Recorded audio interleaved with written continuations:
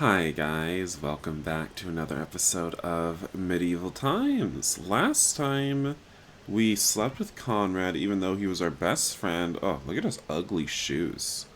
Look at this guard. Is he a guard? This guard's ugly shoes.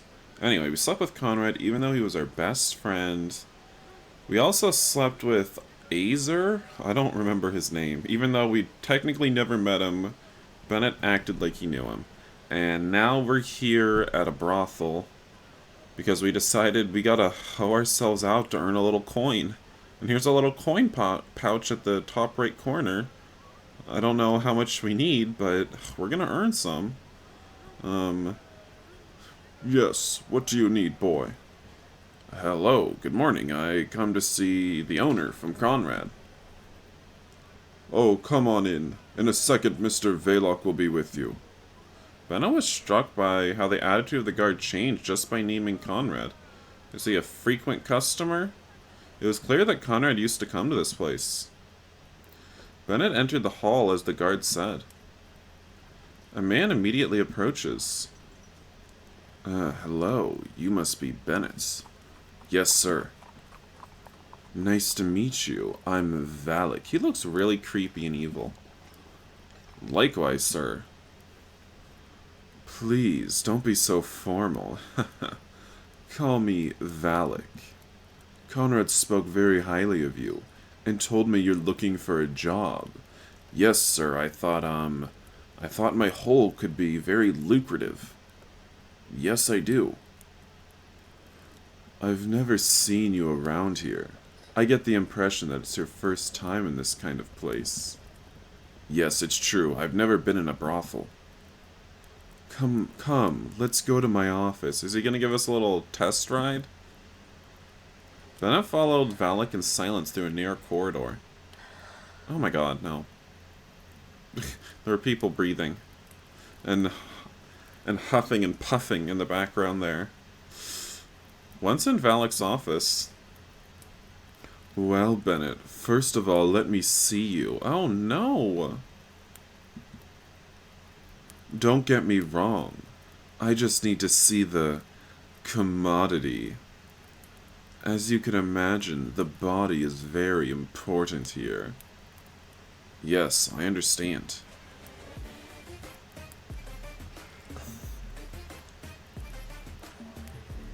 No, not this music. Not while he's stripping. Oh, it's over? That was weird. Bennett takes off his clothes and lets Valak examine him. Oh. Huh? Ooh, pose. Are we done posing? With no doubt, you're going to make a lot of money, boy. Get dressed if you want. While Bennett's getting dressed, Valak approaches to a table and pours 2 glasses. Come, sit down, Bennett. One of his eyes looks half closed, the other one looks normal. What's up with that? Is he winking at us? Is he attempting to wink at us? One of his eyes is half closed. That was weird. Let me explain to you how this works. You can come in any time of day, and you can have a maximum of 3 clients. Why? Why can't I hoe as much as I want? You can choose the clients that are at the moment. What? And each one pays for your services, and you'll see that not all pay the same. And of course, a percentage of that payment is mine. Haha. I understand. Of course, that, if any client gives you trouble, you can call the guards. They will take care of it. I think that there's nothing more to explain. Anything else you wanna know? You know where to find me. Oh, okay, well that was a pretty short interview. That was like less than a minute. Thank you, Valak, for the opportunity. What an opportunity it is to get spread open by strangers. Thank you, Bennett. Take care. He looks a little creeped out.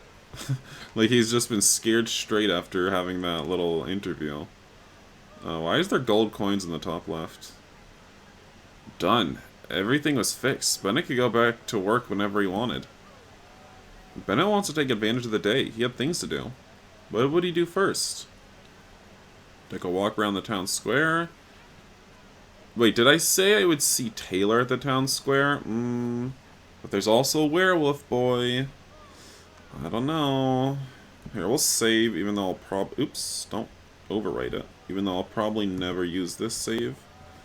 And we'll go see Jeffrey. Bennett decided to go see Jeffrey. First of all, he really missed him and wanted to know how he was. At the Dragon Valley entrance, Bennett gets a surprise. Huh? Really? We gonna be sleeping with dragon men now? Really ugly dragon men? I don't even know what to do for your voice, sir. Do you think dragons are British? Hey, Bennett. Wow. Why do we just keep running into mythological creatures? Like, just yesterday we ran into a centaur. What happened to you? What do you mean? Do we know him? What? Why do you say that? You have a human shape. Haha. Yes, it is skill that some dragons have. Wow, I didn't know you could do that. Does he know this dragon personally? Or did you come to see your friend? Yes. I saw him yesterday with Clarion. They were training. And let me tell you, he's in good hands. Clarion's a good man with a painful past, but he's very wise. Don't tell him I said the last part. Haha. Haha, yes, he seems like a good person. Who's Clarion? I forget. We may have met him before. He is. And he told us a bit of his past. And it does look like he's suffered a lot. Yes, the poor man has had a tough past. But I was still surprised to be talking with a dragon. It was something he could never imagine. Okay, so we haven't ever talked to this dragon before. I don't know why he acted so surprised. Sorry, but I still don't get used to the idea of talking to a dragon. Relax, you are not the first to say that to me. Haha. The truth is that many years ago, dragons and men had a close relationship.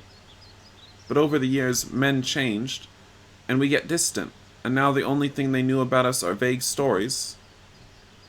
I can see that people know very little about you, and I'm included in that people. We'll let this be a little cultural exchange. Let's bend over. Well, whenever you want, it would be a pleasure to talk more about our culture. Bennett was amazed by Gallazur's offer, since for a few things Clarion had told them, they were very shut down, rarely interacted with humans. Bennett couldn't stop asking himself what motivated Gallazar to be so open with him. But he wasn't going to let go of the chance of knowing more about their culture and habits. Yeah, that's why you're not going to let go of this chance. And about the relationship they had with humans yesteryear. Sure, it would be a pleasure. Let me go see Jeffrey, and if you want, then I can come by and we can talk. I would love to know more about you. Sure, Bennett, it would be a pleasure. Okay, see you later. See you soon. How strange, just so weird. Anyway, Bennett kept walking through Dragon Valley until he arrived at Clarion's tower. I don't know where we are. Arriving to the tower, he sees Jeff and Clarion through a window. It seems they were arguing about something. What window? Bennett came a little closer to see if he could hear what they were talking about. What window, though? I don't know. Come on, boy. You're going to like it. Don't be so strong-headed. Ooh.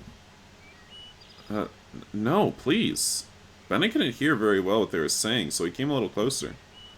No, Clarion, please. I don't want to. Is that...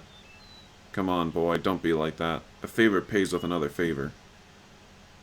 Bennett didn't understand what they were talking about. Come on, caress it. You know you're going to like it. But Clarion, is that... And that... I don't know where this window appeared from. Hello? Whatever. I don't care. It appeared. In that moment, Ben decided to look through the window. Was it really happening what he was thinking? Or just his imagination? Alright. That's what you normally wear, sir? Look at you. That's not appropriate. It's not appropriate. Ugh, that was good. I really needed that. Bennett and Jeff look at each other and didn't say a word. Okay, I know. I imagine that after all, you've come to talk to Jeff. Go and talk. I'll be back in a while. Clarion looks at Jeff. When I come back, we start with today's training. The three of them left the tower. Bennett and Jeff start walking through some small bushes. Thank you, Ben. There's no problem, Jeff. Don't worry. Wait, let me finish.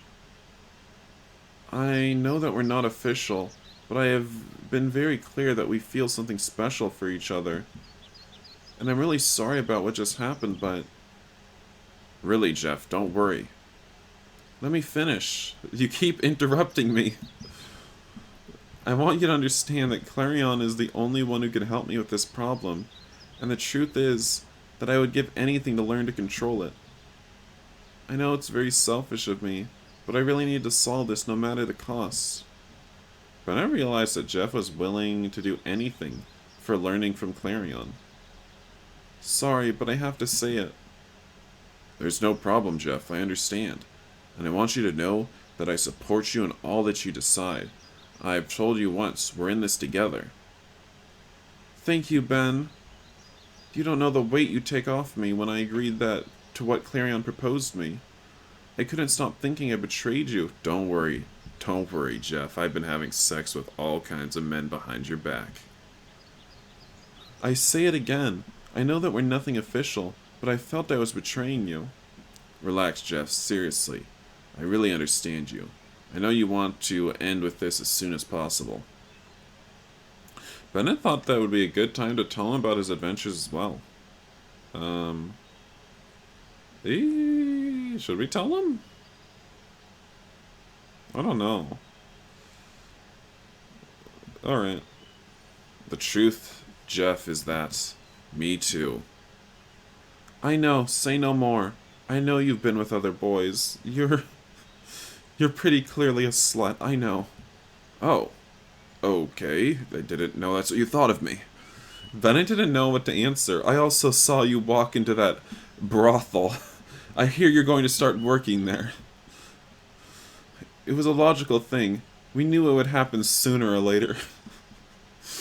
Oh my god. I know you can't keep yourself away from another dick. Not even for a minute. It's like Clarion said, our basic needs.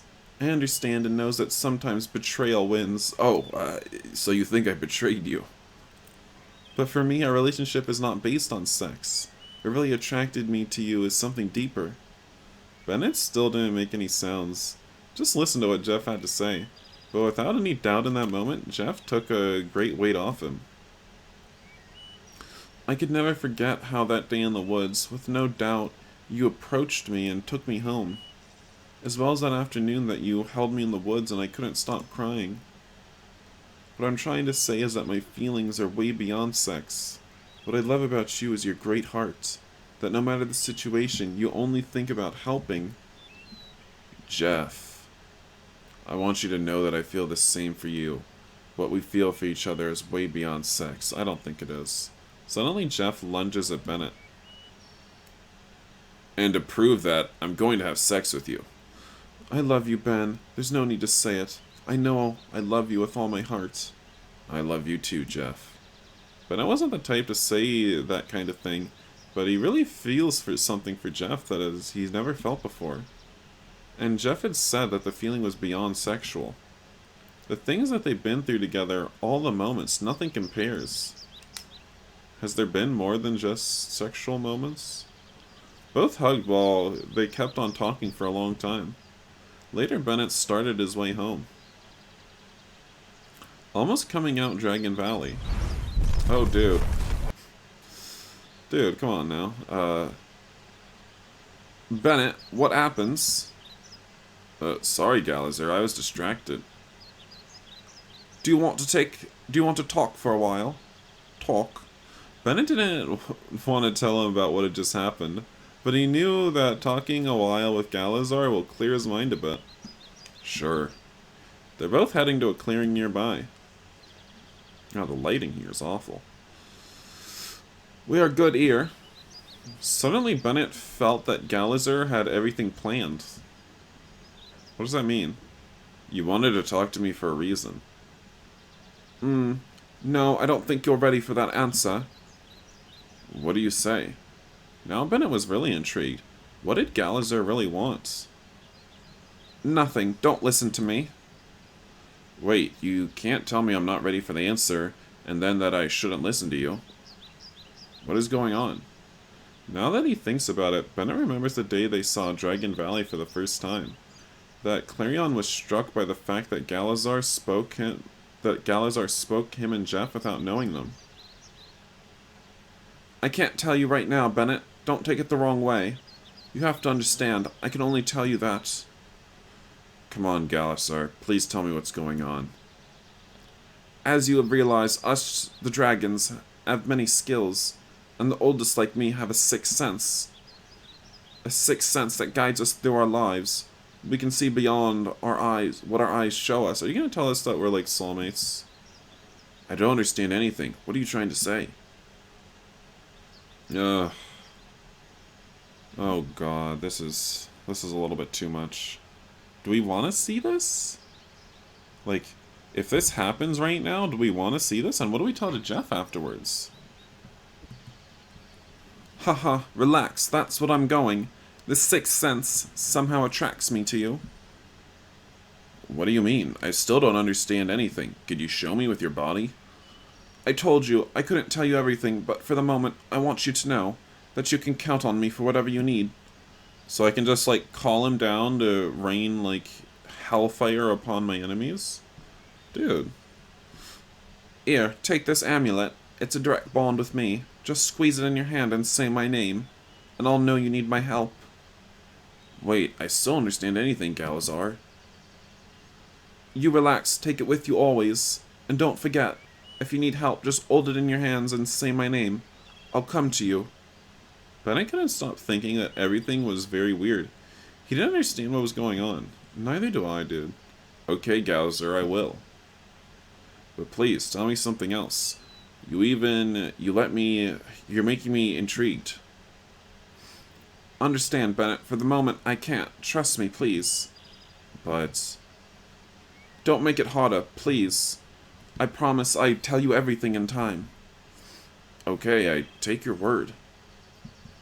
Bennett wasn't happy with Galazar's answer, but he realized that he wasn't going to tell him more, at least for now. Now, do you want to talk about what really happened on Clarion's tower?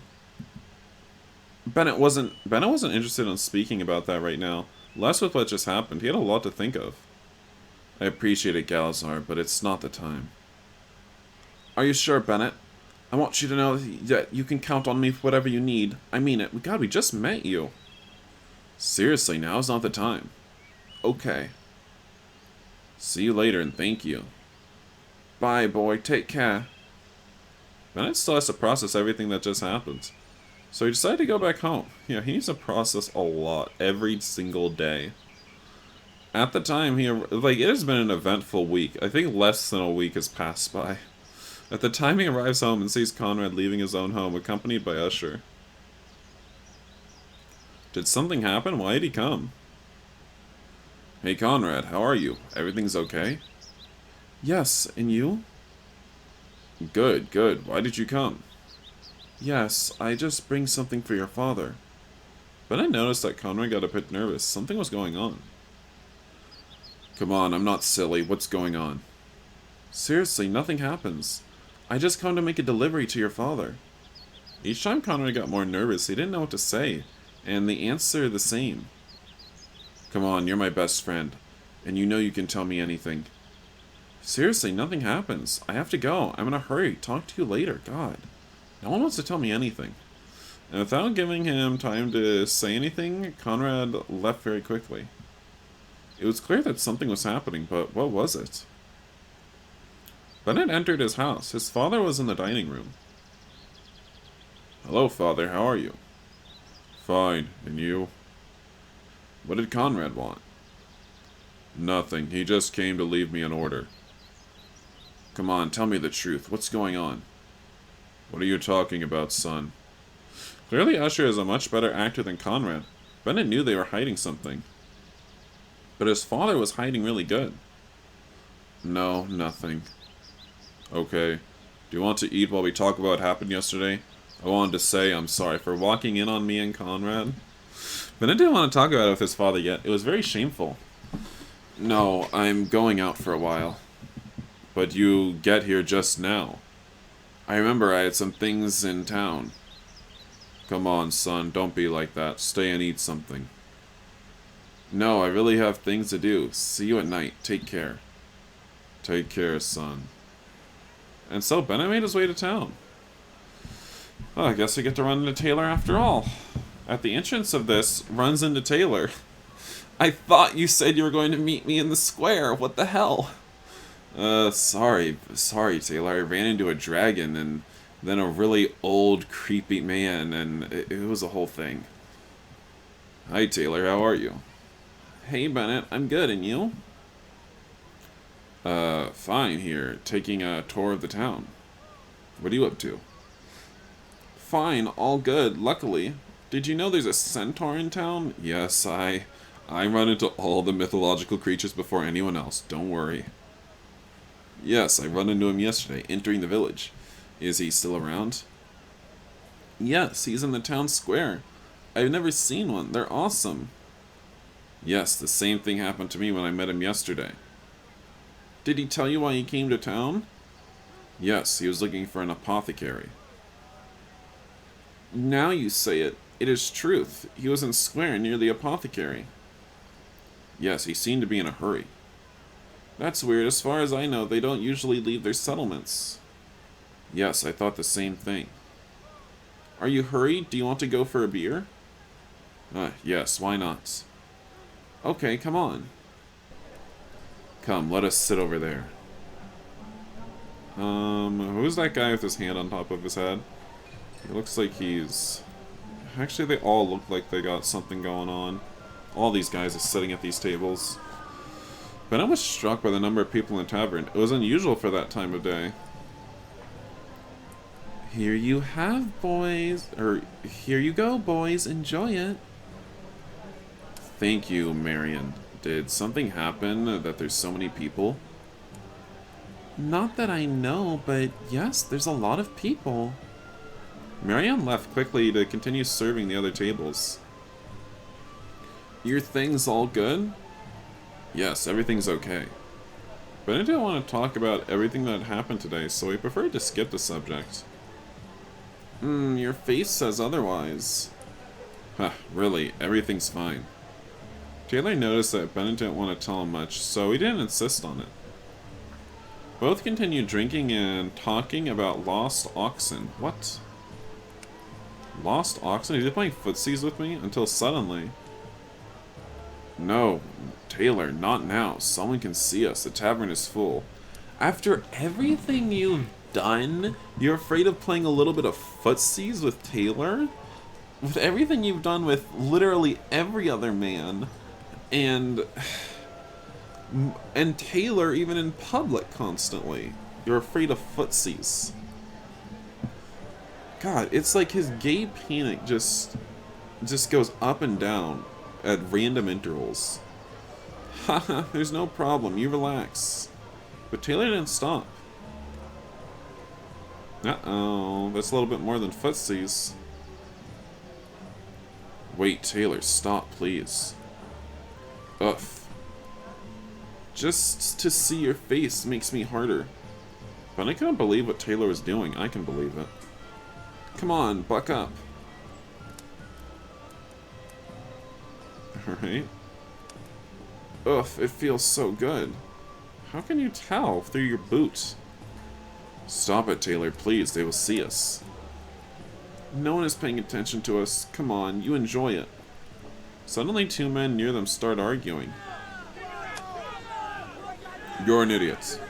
Say that again. And with all that commotion, both left things on the side? I don't know what that means. Both kept talking as if nothing. After everything had passed, again, Taylor tries under the table to finish what he had started. What was up with that random fight in the middle? No, wait, Taylor, someone can see us, please, and another time we can continue. But I was afraid to be seen, and also remembered today's talk with Jeffrey. Okay, as you want. They kept drinking and talking for a while. Well, Taylor, thank you for the chat and else. Haha. I had a great time, but I have some things to do. Thanks to you, I hope to see you soon to finish what we've started. Take care. But I left the tavern and was going to the square. We wanted to see if Actaeon was still there. Who? Okay, maybe that's the centaur. On his way to the square, Bennett took a shortcut behind the tavern. Almost reaching the square, he feels someone calling him. Hello, excuse me. Hello, how can I help you? I just wanted to... Yes? The boy seemed a little nervous. Goodness. Mercy be. Suddenly this boy puts him against the wall and without previous notice grabs Bennett's D. Hey, what are you doing? Bennett managed to step apart from the boy. Come on, I know you like it. I just want to finish what your friend couldn't. Sorry, what are you saying? It was clear that the boy had seen them in the tavern. Yes, I saw you two playing at the tavern's table, and I just thought on finishing what he couldn't. But what are you saying? I don't even know you. When has that stopped you before, Bennett? You literally just decided to start working at a brothel, too. And you constantly had relations with men you didn't know instantly after meeting them. What's wrong with that you don't know me? I just want to help you. See, I was right. You needed it. Haha. Yes. I cannot deny. I needed it. It's kind of screwed up that we did with him and not Taylor, though, when Taylor likes us so much. But then again, maybe we shouldn't be doing it with Taylor if he likes us so much. I don't know. Wait, what's your name? I'm just a friend. See you. Take care. With the boy, without more, kept walking and walked away from Bennett through the town's buildings. Bennett was shocked about how the situation had gone, but he did recognize that the boy was right. So he kept on his way to the town square. Ugh. Arriving at the square, he sees Actaeon from far away. Why is he just sitting there like that? Hey Actaeon, how are you? Hi Bennett, good, and you? Good. Are you still around? Yes, I'm waiting here. Can I help you with anything? No, there's nothing you can do. I just got to wait for the apothecary. He's preparing some medicine. Okay, I understand. Sorry to ask, but it's weird to see your kind over here in our village. Yes, it is that I need medicine, and we can't prepare it in our settlement. That's why I didn't have more choice but to come here. It is the nearest village we have. Sure, I understand. Well, anything I can do to help, just say it. I live outside town. I'm the son of the village blacksmith. But I couldn't stop noticing the way Actaeon was watching him. Oh no. It was clear that Bennett's offering had caught his attention. Sorry for my daring. No, you excuse me. It is that I'm not used to dealing with humans. And honestly, I have never run into such a generous one. Haha. There is no problem. Seriously. What you need. It would be a pleasure to help you. Thank you, Bennett. Thank you very much. You have nothing to thank. Really, we always try to avoid human contact because of your nature. Is it our horny nature? But most of the time I spent in this town, I realize that not everybody are the same. You're right. We're not all the same. Not at all the same. Well, I keep on my way, Actaeon. A pleasure to meet you. And thank you. See you. Take care. You too. See you. Bennett kept his way. He wanted to go to the port to see if there were news from Borker. Borker? Arriving at the port for a surprise, Borker's ship wasn't there. Not even the guards. So I went to find the port manager to see if something had happened. but he couldn't find him either. It's a ghost town. What happened? Bennett couldn't stop thinking that surely Aiden, who's Aiden, found Borkar and took him back to their lands. But how could it be possible? Almost anybody knew where he was, not even him. What? I can't... That's impossible to understand. Suddenly, a man takes Bennett ahead and whispered in his low voice, "Take this." And the unknown gives Bennett a paper in his hands and quickly goes away from him. Bennett kept walking as if nothing had happened. He didn't want to call any attention to it. After leaving the port, he goes to an alley to see what the paper has.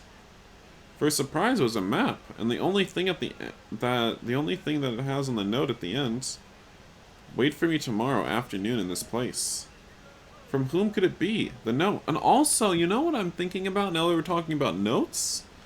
What about that weird note we had on our house? It was a note we had on our house, and it was stuck there with a knife. Who wrote that? It was like, "I love you, don't ever forget me," or something. Who wrote that? We never figured it out. It just sort of happened, and we never learned about it. Anyway, Bennett had no way to find out. He didn't have the option of waiting until tomorrow.